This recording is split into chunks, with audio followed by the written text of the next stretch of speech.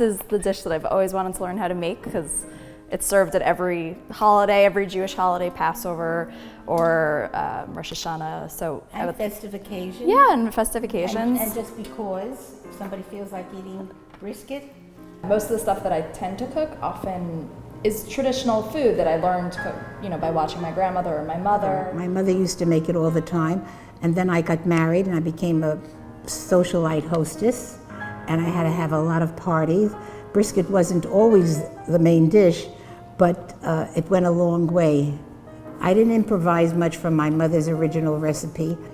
Everybody thinks theirs is the best, but always... my grandma's is really the best. If you don't have a slicer, as I do, you would have to cut it with a very sharp knife and a strong hand, because brisket is only as good as the thinness and the gravy. Is it important for me really to know whether they'll continue making it? No.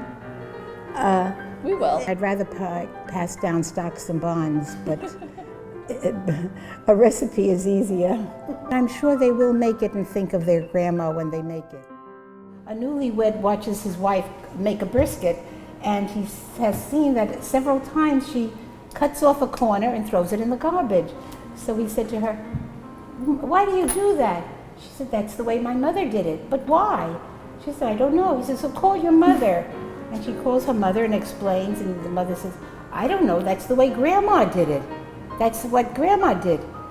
So his wife calls the grandma and she says, "Grandma, why do you cut off a piece of meat when you make the brisket and throw it away?"